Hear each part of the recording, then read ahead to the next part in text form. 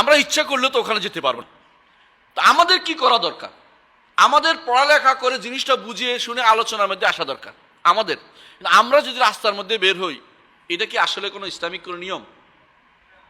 আপনি ভালো করে বুঝেন, ইসলাম কোনো দিনেই মিছিলকে অনুমোদন করে নাই। এটা ইসলামিক কোনো নিয়ম ছিল না। যারা বলে মিথ্যাচার করে, যারা বলে রাসূলুল্লাহ সাল্লাল্লাহু আলাইহি ওয়াসাল্লাম ওমর ইসলাম গ্রহণ করার পরে এক পাশে অমুক নিয়ে বের হয়েছে, ওরা মিথ্যা কথা বলছে, ওই এগুলি শুদ্ধ নয়, এগুলি বানোয়াট কথা, ওরা এগুলি রং চং দিয়ে নিজের মিছিল জায়েজ করার বুদ্ধি করেছে। ওটা ইসলামিক কোনো নীতি নয়। মিছিল করা অথবা রাস্তাঘাটে হাঙ্গামা তৈরি করা অথবা কি করে কি বলে এটাকে, হ্যাঁ, অবরোধ করা অথবা তথাকথিত ইয়া তৈরি করা, রাস্তাঘাট অবরোধ করা, এই জাতীয় যতগুলি ধর্মঘট করা, হ্যাঁ, হরতাল করা, এগুলি ইসলামিক কোনো নিয়ম হতে পারে না। এগুলি ইসলামিক নিয়ম হলে আপনি বুঝেন, আপনি যদি ক্ষমতায় কোনোদিন যান, আপনার বিরুদ্ধে এগুলি করা হবে। এগুলি ইসলাম কোনো অনুমোদন করে না। এখন যদি বলেন যে ওদের সংবিধানে দিছে বলেই তো করি, সংবিধানে হারাম থাকলে হারাম মানবেন? এটা মানা যায় না। কাফেরদের কোনো কিছু নিয়ে আপনি ইসলামে ঢুকাইতে পারেন না। ইসলাম কমপ্লিট। আপনার দায়িত্ব কি? আপনার দায়িত্বটুকু পালন করেন। প্রতিটি মানুষ তার দায়িত্ব পালন করলে যথেষ্ট হবে। আল্লাহ তাকে পাকড়াও করবেন না।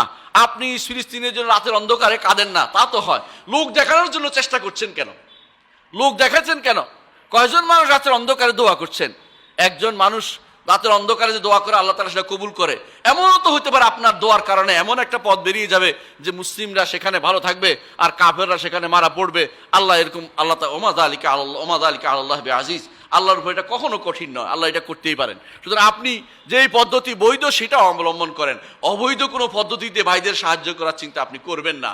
আপনি অবৈধ পদ্ধতি নিয়মের আজ করতেছেন, মনে করছেন এটা তার সাহায্য হচ্ছে, এটা সাহায্য নয়, এটা লোক দেখানো, এটা রিয়া। ভালো করে দেখেন, অনেকে আছে ছবি তোলার জন্য দাঁড়িয়ে থাকে, যে ছবি তোলো, আমি এটা করছি, মিটিং পিছিং করছি, দেখাই দাও, শব্দে পাঠিয়ে দাও। এটা দিয়ে আমাদের ভাইদের কি উপকার হচ্ছে এটা আমাদের বুঝতে হবে। আমাদের ভাইদের যে উপকার হবে, রাষ্ট্রীয়ভাবে যদি কোনো আমরা দাবি করি সবার কাছে যে রাষ্ট্রগুলি, আমাদের রাষ্ট্র আলহামদুলিল্লাহ ফিলিস্তিনের ভাইদের সাথেই আছেন, ঘোষণা করেছেন, এবং তারা আগে থেকে আছেন, এখনো আছে, সবসময় থাকবেন, ঘোষণা করেছেন। তাহলে আমরা আশা করছি ভবিষ্যতেও থাকবে, আমরা আশা করছি। তাহলে আমাদের দেশের থেকে এর চেয়ে বড় কি আশা আমরা করতে পারি, যেখানে আমরা নিজেরাই এমন এক রাষ্ট্র, যে রাষ্ট্র আমরা নিজেরা পরিচালনা করে কিনা আল্লাহ জানে, আমরা শুধু বলবো না বাকিটা। এমন একটা রাষ্ট্র যে রাষ্ট্রের কাছে নিজের কথা বলার অধিকারটুকু না, সেখানে আমরা সাহস করে একটুকু বলেছি, আলহামদুলিল্লাহ, শুকরিয়া আদায় করা দরকার। এবং যারা আশেপাশে আছে শক্তিশালী যে সমস্ত রাষ্ট্র, ওদেরকে আমরা সহযোগিতা করা দরকার, যে মুসলিম রাষ্ট্রগুলোকে, যে তারা যেন অন্তত পাশে দাঁড়াতে পারে। আর যদি কোনোদিন দরকার হয় মুসলিম বিশ্বের সেনাবাহিনী, মুসলিমরা যেন সেখানে সাড়া দেয়। আশ্চর্য হবেন, যখন সৌদি আরব একবার চাইল সবার কাছে যে মুসলিম সেনাবাহিনী তৈরি করবেন। আপনাদের কি মনে আছে ঘটনাটা? কোন দেশ সাড়া দিছে? কি দিছে? থাকবো বলছে, কিন্তু কেউ যায় নাই। বুঝছেন তো ঘটনাটা? তখন সে বুঝছে যে ঘটনা তো খুব খারাপ, মুসলিমরা শুধু চিৎকার করতে পারে, বাস্তবে নাই। আপনি চিন্তা করেন, একটা মুসলিম সেনাবাহিনী যদি থাকতো আজ, মুসলিম রাষ্ট্রগুলো একটা মুসলিম সেনাবাহিনী আছে, আপনি কি বিশ্বাস করেন এটা একটা ভীতিপ্রদ জিনিস হইতো? কাফেররা তুরহিবুনা বি আদুওয়াল্লাহি ওয়া আদুওয়াকুম, আল্লাহ বলছে যে কাফের আল্লাহর শত্রু এবং তোমাদের শত্রুকে ভয় দেখানো হতো। শুধুমাত্র এটুকু বিশাল কাজ হইতো।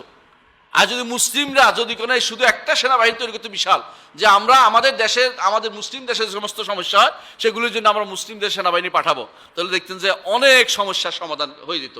কিন্তু আমরা তো সেটাও করতে পারিনি। সেখানেও আমরা কিন্তু কি জন্য করতে পারিনি? একটাই কারণ, সৌদি আরব তো ওয়াহাবি, আর আমরা তো সুন্নি শাকসুন্নি।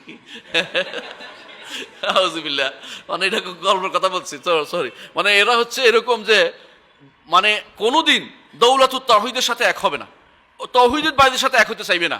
দুনিয়ার সবাইকে তারা কোনো মেনে নেয়, কিন্তু সব সমস্যা হয় তাওহীদের লোকে একটা কথা বললে এটাকে নিয়ে তারা উঠে পড়ে লাগে। এটাকে সত্য বলেছে না মিথ্যা বলেছে চিন্তাও তারা করবে না, সঙ্গে সঙ্গে ইহুদির দ্বারা, কোনো কথা না, ইহুদির দ্বারা। বুঝলেন তো আপনারা? এগুলি কোনো কারণে, একমাত্র কারণ হচ্ছে, মূল কারণ হচ্ছে তাওহীদের সাথে তাদের বিরোধ এবং সহিহ আকীদা ও মানহাজের সাথে তাদের বিরোধ। এই জন্য তারা এটা সহ্য করতে পারে না। আমরা আবারও বলছি, অবশ্যই আমাদের ভাইদের সাহায্য করতে হবে, জানতে হবে তাদের ব্যাপারটা, কি সমস্যা হয়েছে, কোথায়, যে যেখানে আছে সেখানে যতটুকু পারি তাদের আমাদের ভাইদের ব্যাপারে আলোচনা করতে হবে, কথা বলতে হবে, কিন্তু এমন কোনো পদ্ধতি অবলম্বন করা যাবে না যেটা ইসলাম অনুমোদন করেনি। ইসলামের অনুমোদন যেটা করে না সেটা আসলে ইসলামী দিন নয়। আপনাদেরকে অনুরোধ জানাচ্ছি, সুব্বানদেরকে, আপনারা কোনো কাজ করার ক্ষেত্রে হাজারবার চিন্তা করবেন না বৈধ কিনা।